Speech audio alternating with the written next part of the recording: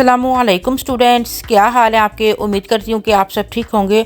और आज वो लोग जो कहते हैं कि बहुत हमें लाइट सिंपल पीची टोन में मेकअप ट्यूटोरियल चाहिए, तो उनके लिए आज का ये स्पेशल वीडियो शेयर करने जा रहे हैं। तो वीडियो आपने कहीं स्किप नहीं करना है, लास्ट तक हमारे साथ बने रहना है। और सबसे पहले फेस के ऊपर हम मॉइस्चराइज़र, क्रीमी मॉइस्चराइज़र एवलाइन का यूज़ करने जा रहे हैं। और इसकी रीज़न ये है कि अगर आप स्किन को बिल्कुल करीब से देखोगे तो आपको इस चीज़ का आइडिया होगा कि इसकी स्किन काफ़ी ज़्यादा ड्राई फील हो रही है। सीज़न के मुताबिक मेकअप किया जा रहा होता है, जैसे कि विंटर के सीज़न में स्किन बहुत ड्राई फील हो रही है और समर के मौसम में बहुत ऑयली फील हो रही होती है। तो अभी जो स्किन टाइप मेरे पास है वो काफ़ी ड्राई है और इसको मॉइस्चराइज करना बहुत ज़्यादा ज़रूरी है।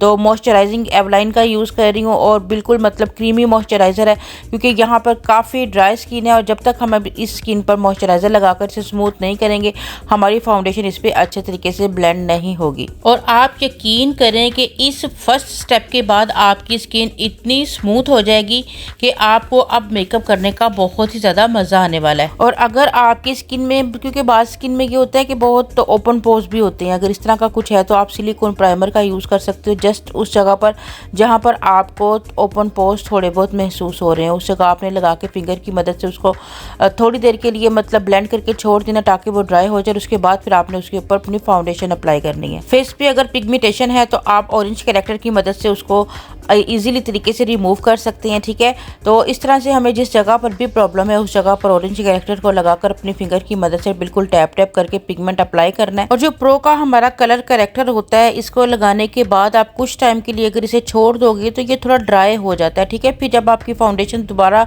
अप्लाई होगी इस करेक्टर के ऊपर तो वो आपकी फाउंडेशन में मिक्स नहीं होगा। और ऑरेंज कैरेक्टर को आपने स्किन की प्रॉब्लम के अकॉर्डिंग यूज़ करना होता है। अगर ज़्यादा प्रॉब्लम हो तो इंटेंस वाला ऑरेंज यूज़ करें, अदरवाइज लाइट ऑरेंज या पीच टोन के कैरेक्टर के साथ भी आप काम कर सकते हो। फाउंडेशन इस वक्त गब्रिनी का यूज़ कर रही हूँ। 3-in-1 फाउंडेशन है, 2 नंबर फाउंडेशन फुल फेस के ऊपर अप्लाई करने जा रही हूँ। फाउंडेशन लगाने का जो सबसे बेस्ट वाला मेथड होता है ना, वो होता है आपका फाउंडेशन ब्रश, ठीक है। जैसे यहाँ क्रायोलन का फाउंडेशन ब्रश मैं यूज़ कर रही हूँ, ये बड़ी स्मूथली तरीके से आपके फाउंडेशन को आपके फेस के ऊपर अप्लाई कर देगा, ठीक है।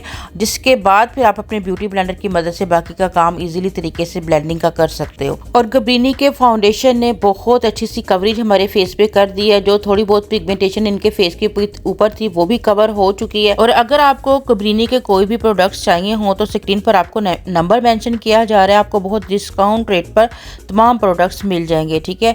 और अब हम टार्ट का कंसीलर यूज़ करने जा रहे हैं आइज़ के नीचे, क्योंकि आइज़ के नीचे बहुत सेंसिटिव एरिया होता है, लाइंस होती हैं नेचुरली तौर पर। अगर यहाँ हम अपनी फाउंडेशन को यूज़ करेंगे तो वो ज़्यादा मतलब थिक एक बेस बनाएगा और आंखों के नीचे बहुत जल्द लाइंस जो है ना विजिबल होना शुरू हो जाती हैं, क्योंकि नेचुरली तौर पर आइज़ के नीचे लाइंस होती हैं, ठीक है। और ना सिर्फ हमारा कंसीलर फेस पे कवरेज का काम करता है, बल्कि मतलब टी जोन एरिया पर अगर आप अप्लाई करते हो तो वो हम आपके फीचर्स को भी इनहेंस करेगा, हाईलाइट करेगा आपके फीचर्स को और फेस को एक स्मार्ट लुक देगा। बहुत ही कम क्वांटिटी में मैंने कंसीलर को यूज़ किया है, लेकिन इसकी जो एप्लीकेशन का तरीका है, जो ब्लेंडिंग का तरीका है, वो आपने इस तरह से करनी है कि जिस जगह आपने अपने कंसीलर को अप्लाई किया है सेम उसी जगह रख के आपने उसको ब्लेंड करना है। अदरवाइज वो पूरे फेस के ऊपर फैल जाएगा अगर यानी ब्लेंडिंग के दौरान, तो फिर कोई भी फ़ायदा नहीं होगा आपका कंसीलर अप्लाई करने का। ना तो कवरेज आएगी और ना ही आपके फीचर्स जो है वो इन्हेंस होंगे और आपके जो highlighting area, T zone area, वो हाईलाइट होगा। और आंखों के नीचे जो आपने पाउडर लगाना है सबसे पहले, क्योंकि यहाँ लाइंस होती हैं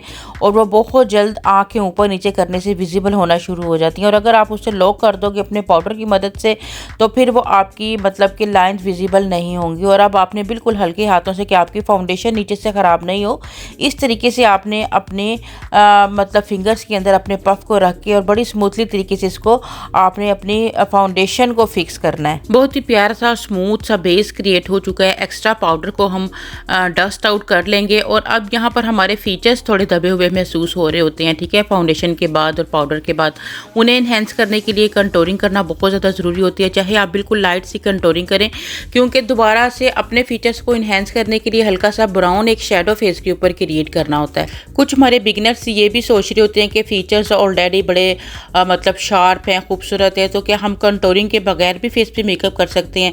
तो बिल्कुल हल्के से पीच टोन के जो मतलब कलर्स होते हैं उनके साथ अगर आप फेस को एक दफ़ा से हल्का सा कंटूर कर लोगे तो जो इनके रियल वाले फीचर्स हैं वो दोबारा से इन्हेंस हो जाएंगे, ठीक है।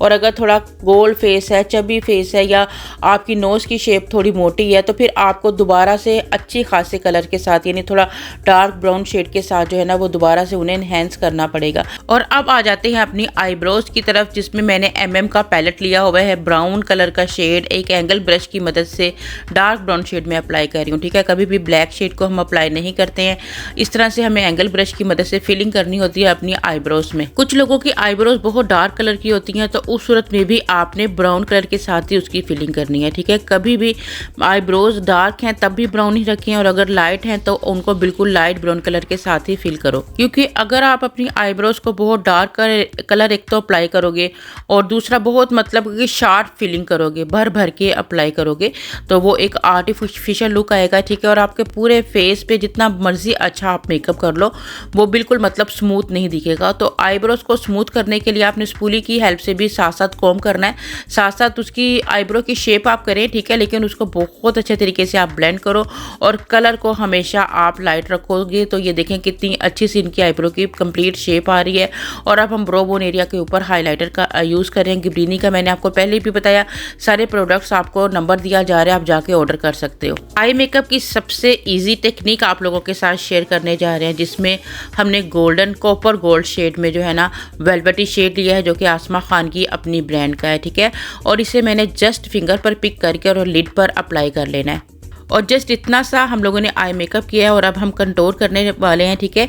तो यहाँ थोड़ा सा पिंक टोन में हम लोगों ने मतलब कलर उठाना है और इस तरह से जो है ना वो आउटर कॉर्नर्स पर इनको अप्लाई कर लेना है। और छोटी आंख पर ये मेकअप बहुत ही क्विक हो जाता है और छोटी आंख पे ये मेकअप बहुत ही ज़्यादा खूबसूरत भी लग रहा होता है, ठीक है। और एजेस को हमने इस तरह फिंगर से ब्लेंड कर देना और आप देखेंगे कितना प्यारा सा इनकी आई मेकअप लुक। एक सिंपल, जिनको बहुत सारे लोग हैं जिनको बिल्कुल लाइट सा सॉफ्ट सा मेकअप करना होता है, वो घर पर रहते हुए भी इस तरह के मेकअप लुक्स क्रिएट कर सकते हैं। आंखों के नीचे भी पिंक कलर को ब्लेंड कर लेने के बाद अभी हम जो काजल लुक क्रिएट करने वाले हैं वो हम स्मच प्रूफ लाइनर वाला क्रिएट करने वाले हैं, जिसके लिए हमने काजल लिया है मिस रोज़ का। और मिस रोज़ के प्रोडक्ट्स जो हैं आपको कहाँ से बाय करने हैं, आपको लिंक्स डिस्क्रिप्शन में मिलेगा, जिसमें आसमा खान का कोड यूज़ करने से आपको बहुत सारी डिस्काउंट भी मिलेगी। काजल अप्लाई कर लेने के बाद एक पेंसिल ब्रश की मदद से आप इजीली तरीके से उसको स्मच करेंगे तो एक बड़ा ही प्यारा सा आई लाइनर लुक क्रिएट हो जाएगा। छोटी आंख को थोड़ा बड़ा दिखाने के लिए आंखों के अंदर लाइट येलो कलर क्राइलॉन का जो 45 नंबर का स्टिक बेस है, ठीक है, उसको यूज़ किया जा रहा है। बहुत ही परफेक्ट तरीके से आपने मस्कारा अप्लाई करना है, क्योंकि लैशेस से पहले अगर आप मस्कारा अप्लाई कर लोगे तो वो आपकी मतलब कि लैशेस को बड़ा सेव रखेगा, क्योंकि बड़ी ही खूबसूरत फिनिशिंग में हमारे पास लैशेस आ रही होती हैं और अगर हम लैशेस पे दोबारा से मस्कारा लगाते हैं तो उनकी वो फिनिशिंग नहीं रहती है। मस्कारा अप्लाई कर लेने के बाद थोड़ा सा ग्लिटर इनके ऊपर आइज पे प्रेस जो ग्लिटर होते हैं वो हमारे रेडी टू यूज़ होते हैं, ठीक है। जस्ट आपको फिंगर से टच करना होता है और आइज पर उनको अप्लाई कर लेना होता है, ठीक है। तो उससे थोड़ा सा ग्लो आ जाता है, आइज के अंदर शिमर लुक एक आ जाता है, ठीक है। और अब हम यहाँ पर फेस के ऊपर जो है ना मतलब अपना जो नेक्स्ट हमारा स्टेप है ब्लश ऑन का, वो कंप्लीट करने जा रहे हैं। और अब सबसे लास्ट में हमारा वो पार्ट जो हमारे क्लाइंट को बहुत ज़्यादा मतलब कि अट्रैक्ट कर रहा होता है, बड़ा मतलब हैप्पी फील कर रहे होते हैं जब उनके फेस के ऊपर हाइलाइटर यूज़ हो रहा होता है, ठीक है। जब हमारे पास क्लाइंट आ रहा होता है उनकी वही डिमांड होती है हमारे फेस के ऊपर बहुत सारी ग्लो होनी चाहिए, तो उसी ग्लो को लाने के लिए हाइलाइटर गिब्रिनी का यूज़ कर रहे हैं और इस तरह से फेस के ऊपर उसको अप्लाई कर रहे हैं। देखिए जी, अब हमारे फेस के ऊपर एक बिल्कुल मज़े का ग्लो आ गया और जब लाइट्स के साथ ये नज़र आएगा तो और भी ज़्यादा खूबसूरत लगेगा। और सबसे लास्ट में हमारे लिप्स की शेप, ठीक है, जिस तरह हमारे इन क्लाइंट की आइज छोटी हैं इस तरह लिप्स की शेप भी प्रॉपर इन्हेंस करनी होगी। एमली का लिप ग्लोज यहाँ पर अप्लाई किया जा रहा है, जो कि बहुत ही अच्छे ब्रांड्स को जो है ना वो पीछे छोड़ जाता है, ठीक है। बहुत रिजनेबल प्राइस में है। इसको भी अगर आपने बाय करना होगा तो आपको स्क्रीन पर नंबर मेंशन किया जाएगा, आप जाके बाय कर सकते हो। और जस्ट इसकी एप्लीकेटर की मदद से ही मैंने लिप ग्लोज को लिप्स के ऊपर अप्लाई कर लिया हुआ है। थोड़ा सा क्योंकि लिप्स की शेप ऐसी है तो हल्का सा आप बाहर की तरफ अपने शेप को निकाल सकते हो, ठीक है। और ये देखें जी फिनिशिंग लुक इनकी कितना स्मूथ सा आज पीची टोन में मेकअप ट्यूटोरियल आप लोगों के साथ शेयर किया। आपकी डिमांड पे तो लाजमी कमेंट करके बताइएगा कि आपको कैसा लगा है। इजाज़त दीजिएगा, दुआ में याद रखिएगा। अल्लाह हाफिज़।